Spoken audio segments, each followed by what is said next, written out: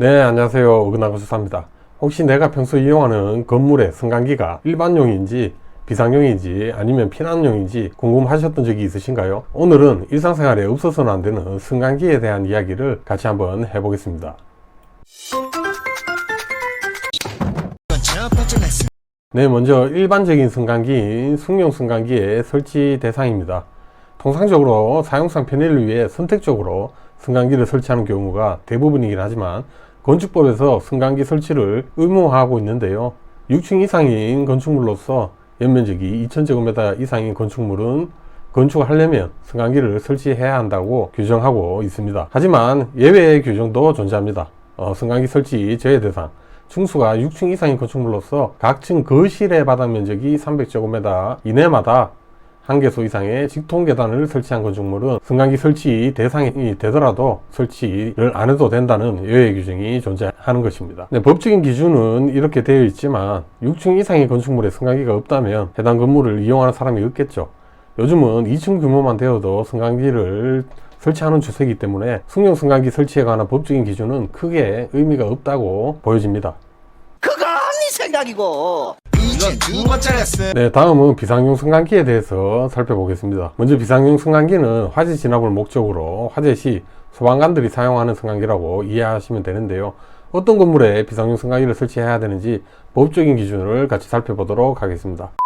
네, 먼저 높이 31m를 넘는 건축물에는 비상용 승강기를 설치해야 되는데요. 법의 취지는 높이가 31m를 넘어가면 소방관이 소방장치 및 장비를 이용해서 진입하는데 한계가 있다고 보고 소방관이 비상용 승강기를 이용하여 높은 구간에 진입하도록 하기 위함입니다. 네, 첫 번째로 높이 31m를 넘는 각층 바닥 면적 중 최대 바닥 면적이 1000제곱미터 이하인 건축물은 한 대 이상 설치를 하면 되고요. 그리고 높이 31m를 넘는 각층 바닥 면적 중 최대 바닥 면적이 1000제곱미터를 넘는 건축물은 기본 한 대에 1500제곱미터를 넘는 매 3000제곱미터 이내마다 한 대를 더한 대수 이상을 설치를 해야 된다고 규정을 하고 있습니다. 네, 다음은 설치 제외 대상입니다. 높이 31m를 넘는 각층을 거실 외의 용도로 쓰는 건축물은 비상용 승강기 설치가 필요 없다는 얘기고요. 마찬가지로 높이 31m를 넘는 각층의 바닥 면적의 합계가 500제곱미터 이하인 건축물 또한 제외가 됩니다. 그리고 마지막 세 번째로 높이 31m를 넘는 층수가 4개 층 이하로서 당해 각층 바닥 면적 합계 200제곱미터마다 방화구획으로 구획된 건축물도 제외가 되는데요. 이때 벽 및 반자가 실내에 접하는 부분의 마감을 불연 재료로 한 경우에는 500제곱미터 이내마다 방화구획을 하면 비상용 승강기 설치를 제외시켜 줍니다. 예전에 저도 높이 31m 넘는 건축물을 진행하면서 500제곱미터마다 방화구획을 해서 비상용 승강기를 제외시킨 사례가 있습니다. 네, 다음은 비상용 승강기의 설치 기준입니다. 건축물의 설비 기준 등에 관한 규칙에서 세부 내용을 규정하고 있습니다. 네, 첫 번째로 승강장의 창문, 출입구, 기타 개구부를 제외한 부분은 건축물의 다른 부분과 내화 구조의 바닥 및 벽으로 구획할 것이라고 되어 있고요.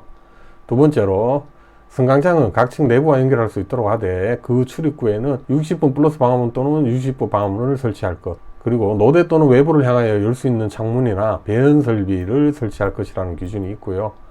실내에 접하는 부분에 마감 재료는 불연 재료로 해야 한다. 채광이 되는 창문이나 아니면 예비 전원에 의한 조명 설비를 설치해야 된다. 여섯 번째, 승강장의 바닥 면적은 비상용 승강기 한 대에 대해서 6제곱미터 이상으로 설치해야 된다.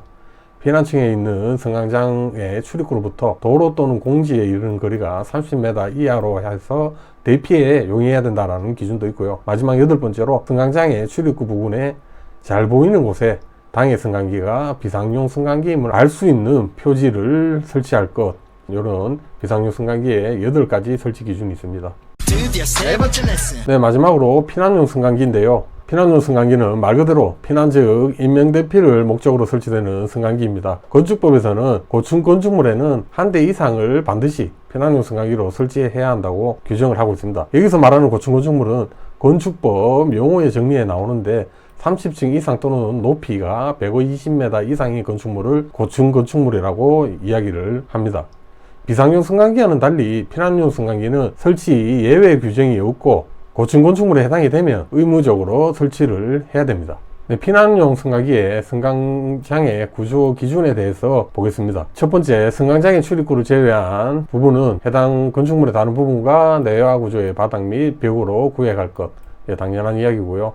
두 번째로, 승강장은 각 층 내부와 연결될 수 있도록 하되 그 출입구에는 60분 플러스 방화문 또는 60분 방화문을 설치할 것. 이 경우 방화문은 언제나 닫힌 상태를 유지해야 한다라는 기준이 추가로 있습니다.